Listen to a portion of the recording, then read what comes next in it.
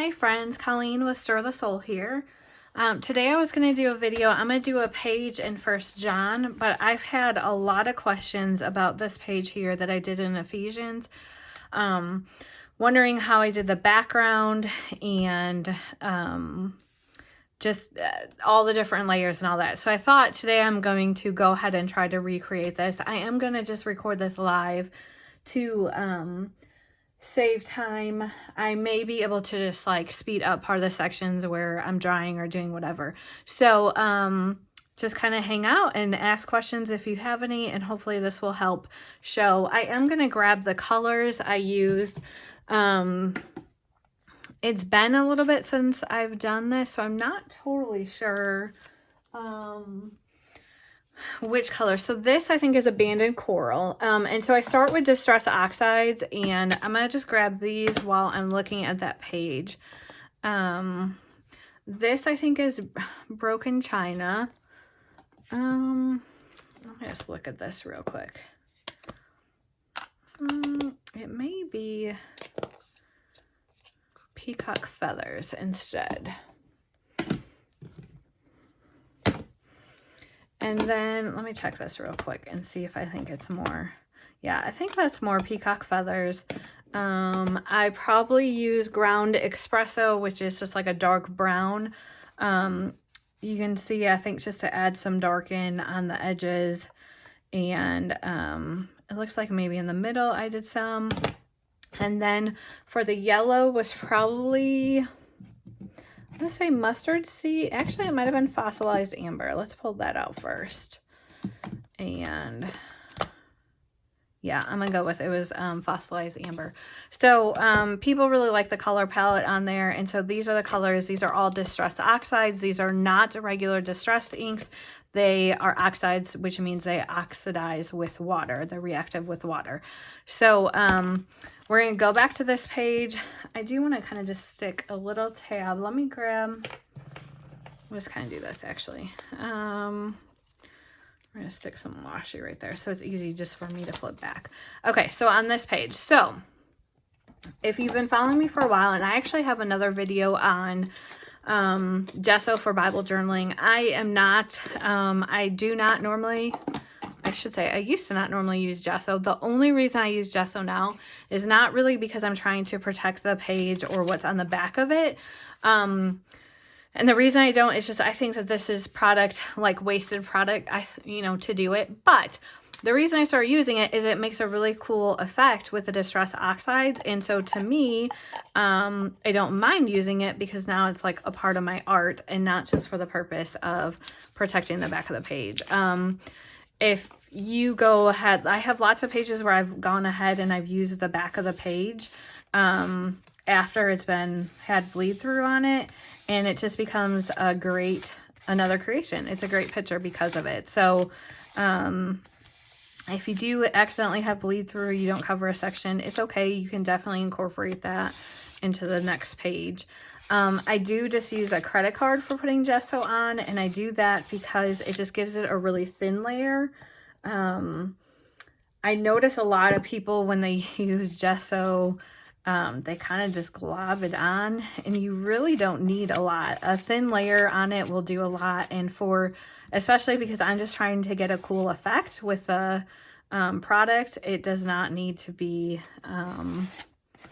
perfect. So I'm going to quickly get that on there.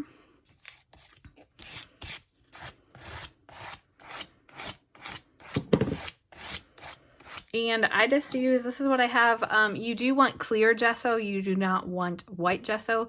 White gesso is great for a lot of things like canvases or if you're painting your Bible, but it is not great if you want your words to show through your text or your text to show through after you apply it. So clear gesso. This is Art Basics. I like it. I'm thinking you can just get it at Michael's or Hobby Lobby. I'm not sure. I'm almost at the bottom of it, and I've had it for a really long time.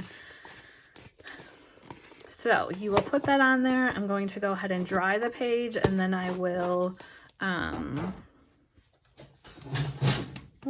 will start with the distress oxides. All right, so my page is dry, and I'm going to start with the broken china, and I like to use these. These are the daubers from Sweet and Sassy Stamps. I really like these. I started with these, which are the Ranger inks, and they have the Velcro, and then you can replace the sponge on there.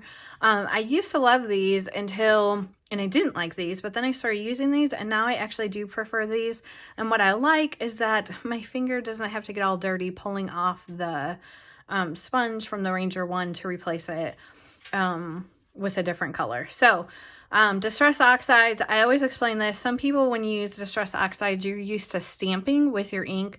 And so you take it and you go, you know, you're kind of going to dab your stamp in there, and then you're going to stamp it on the page. And kind of if you do that, you know, you're going to have a circle, and then you're going to say, oh, well, why doesn't it blend? I keep getting circles and doing that. So what I always say is you're going to take the ink pad, take your whatever sponge you're using.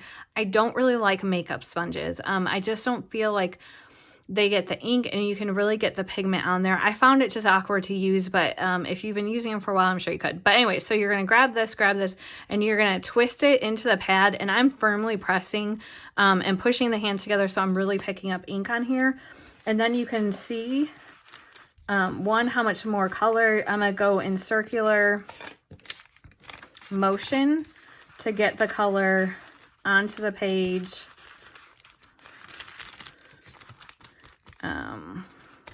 Trying to keep my arm out of the way. For the edges, I do kind of pull it, but you know, mostly I am just spinning it in circles. I'm not really twisting it on. You can, you know, especially on the edges or the corner of the paper where it may be harder to move. And then I am just gonna, I'm gonna kind of flip back and forth and try to get it a little bit close to that. So then down here, we're gonna have a banded coral. And as far as daubers, I usually just kind of keep one. I think I only have 8 of these, and I try to keep them for a color family. So that I don't have to buy one for each one. And because they're so blendable, you might kind of get a different color, but they will blend together. So the other thing about oxides is if you do not, you'll see in a minute, I'm going to go ahead and spray water on them, and you'll see what happens. But if you want them to be very bright and vibrant, do not add water. Or after you've added water and you want a section brighter, you can go back over it and then not spray it, and it'll be a darker pigment color. All right, this will be, I can't promise it's going to turn out the same. It's always interesting to try to copy your own mixed media work and have it. It's okay. You can see that because of the gesso, it is, it creates a surface. So look, if I put my finger there, you see how it just lifted the color off of there? So it is more movable and it's kind of messier with the gesso underneath there. Without the gesso, Distress Oxides are still great, and that's how I used to use them. But you'll see why, and if you kind of do this, you'll see the difference between gesso underneath and no gesso underneath of what happens. But once they've been sprayed with water and the page has been dried, it is not where this is movable. So it's fine that the red kind of picked up and moved over there. So now I'm going to just take this color, and we're just going to pull it around, kind of blend it.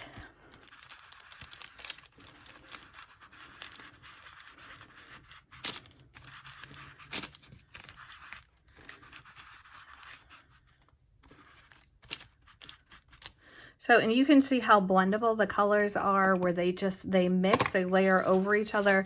This yellow goes on top of the blue. Of course, because it's not dry, it's going to make green. I'm just going to move that over. So this is layer 1. We're going to stop there. Let me get my lids on really quick.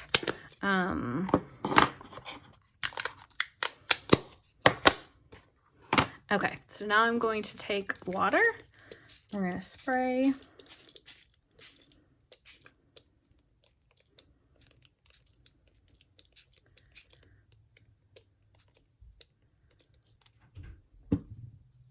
And you can see, so you can see what's happening here. Do you see how it almost looks like the white is coming through from the background?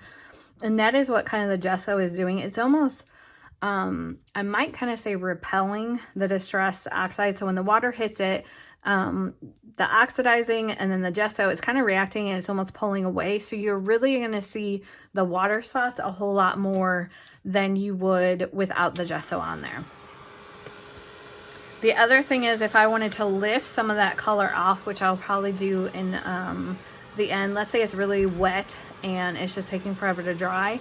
When you lift off any of the color, and this is true with gesso or without gesso, when you lift it off, it is going to remove more of the pigment, which means you're going to get more of the white or whatever kind of is your background color. So sometimes you want to do that, and sometimes you just want to keep drying and leave all the pigment in there. And I think it depends on what effect you're going for.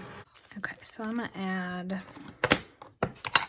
a little bit more of this yellow, and you can see how that went over the blue. Now it is a little bit different. That's fine. I'm gonna grab some of this, what is this? Ground espresso. We're gonna pick up some brown, and I'm going to distress the edges. So lately I've been doing this on a lot of my pages. Just kind of grunging them up, and I've been really liking that effect.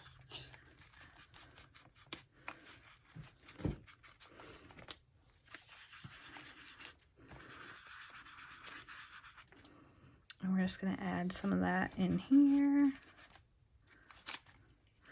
Okay, so then what I'm trying to do is, when I looked back on this page here, can you see this yellow that is running? It's running down the page right here. I don't know, I'm guessing I did that kind of after maybe the first layer. So for that, I'm going to kind of lift, let's make sure this is in there. I'm going to kind of spray, and we're just going to let that run down the page. And if I wanted to, let's see, we can do this a little bit over here.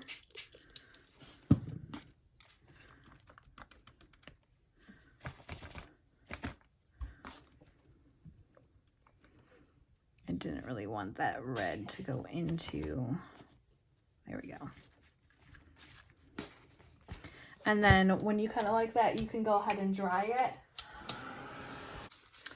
All right, let's see. We're gonna add some white. All right, so for this, I'm gonna use the Brie Reese Glossy Dimension, which is just her modeling paste. You can use any white modeling paste you have, and it will do the same. And then I'm gonna use a palette knife. And I did use a stencil for some of the dots, so let me grab that stencil real quick.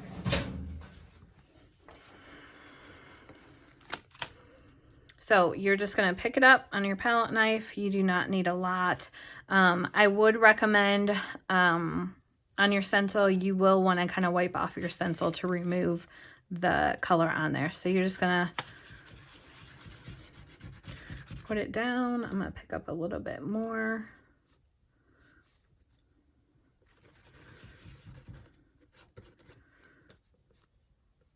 A good thing is to always have the color, a little bit, not color, a little bit of whatever you're doing, like a texture, a stencil, you want it to come off the page. That's why it's good to keep something underneath your project you're working on, so that you can go off the edge instead of just stopping and working on the inside of the page.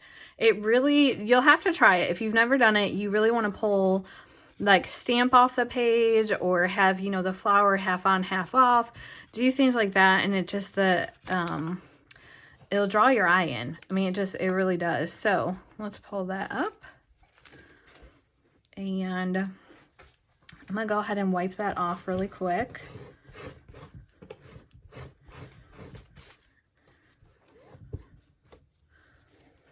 All right, and then I'm going to take the palette knife, and we are just going to grab some of this, and I am just going to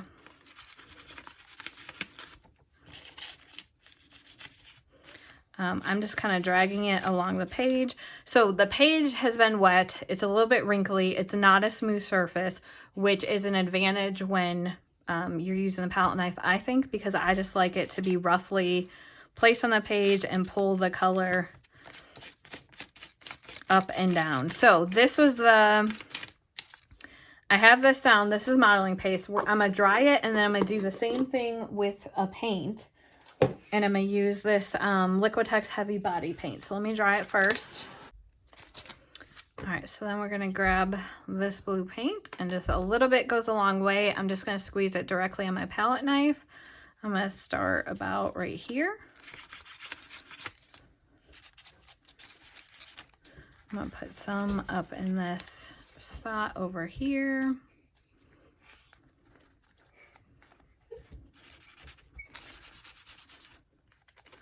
And so I think this is why I was getting a lot of questions on what did you use? How did you do that?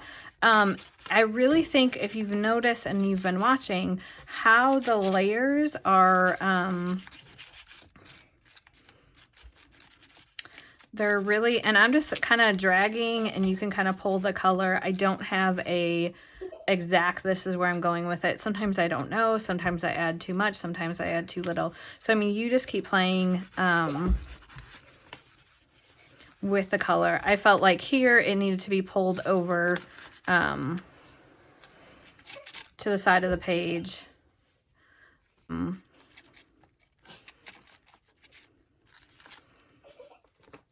right, and if you want, I can go back over that blue if I felt like it's a little bit too strong. I'm going to dry it really quick, but it really is. It's just kind of pulling and dragging on your page to get the colors. I think having the tone on tone, it really did kind of make it seem like, well, what did you do to that page? How'd you get that blue and the white to come through? So I think here I'm going to add some more white. We'll just use the modeling paste because that's what I have. You can just use white paste too if you wanted.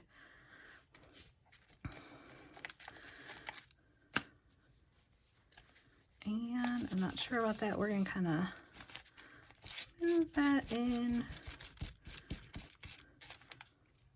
Let's see. I'm not crazy about that, so I'm going to fix it, which is fine. These things always happen when you're on the live. But here's the thing. You learn best by making mistakes and learning how to fix them. So we are going to fix that together.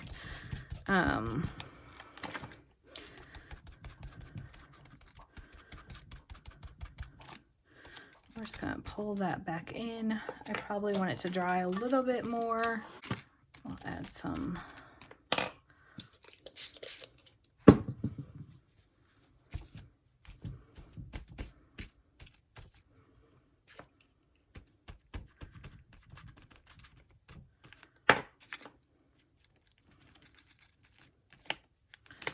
Let's see. Again, I'm going to dry.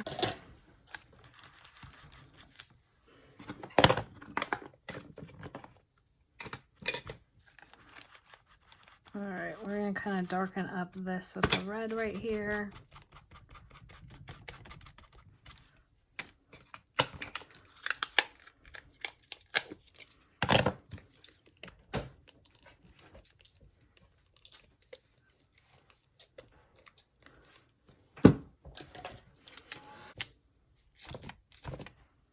All right, so I'm better with that. I'm happier with that.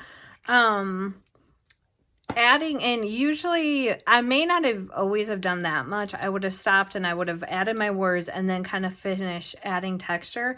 But I think this is a good place because what you want to do next is like go in and put your words on. For me, I'll stamp words. I guess I did kind of do an inside border. Some of it is like doing it in reverse on the page, but you can add it. I can add in more dark and kind of grunge it up. You can, like on here, if you see this is paint, it was paint up here, the paint. Here's a texture stamp, the alpha background texture stamp was right here. Adding your tabs. So you kind of just want to, and especially like this section may end up getting more work, but if I keep going on here, it's just going to continue to build.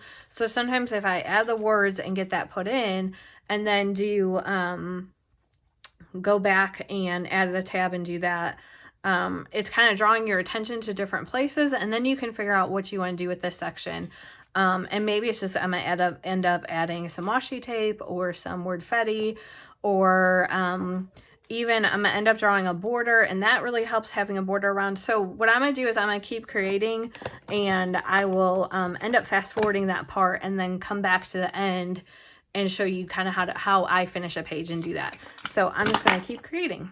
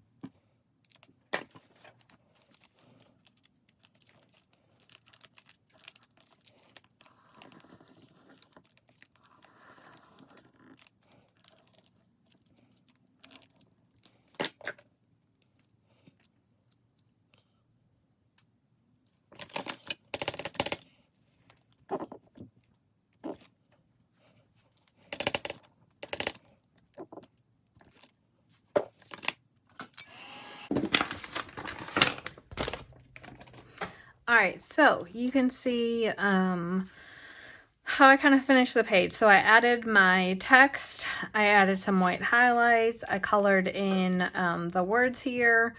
I added some texture stamps here, and here is the alpha background stamp from Sweet and Sassy. This is texture tile 1s from Sweet and Sassy. I added shading around my paper pieces on here and added my tab. And then I just took my black pen and I highlighted it. I added a date. I'm thinking I can even just write here and write some notes on this and just do it. So pretty much, I mean, that is kind of how I created the page, and just, you know, added in layers. There are times at this point, like, I might come in and add, you know, more white paint or some more blue paint, or, I actually think it would be fun. Let's see, let's get, let's see which color is the right color. I wonder if this one, I wonder if this would be good.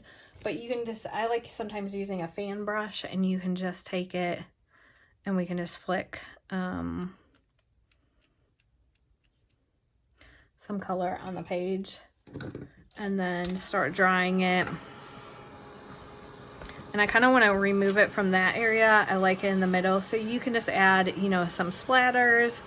You can, I used the Neo colors too, and added some highlight around the do not.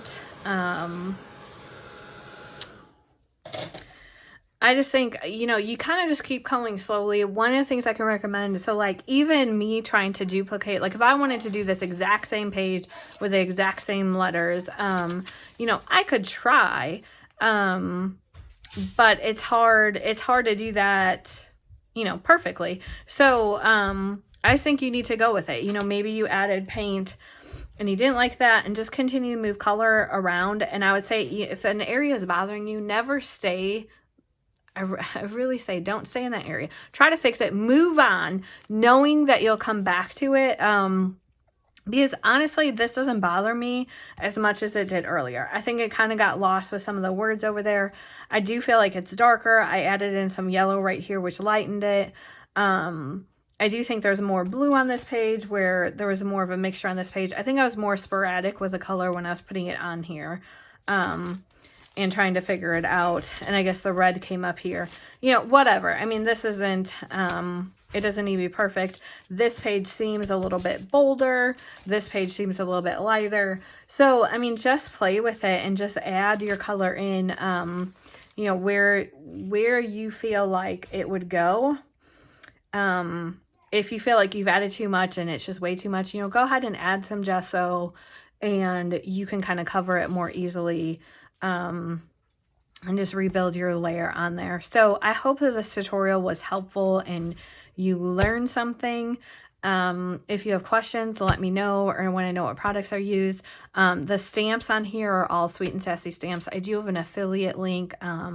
So if you want to buy anything, if you use that link, that would be great and help support me. And, you know, I would appreciate that. So, I feel like that is it. So thanks so much for watching, and I will see you later.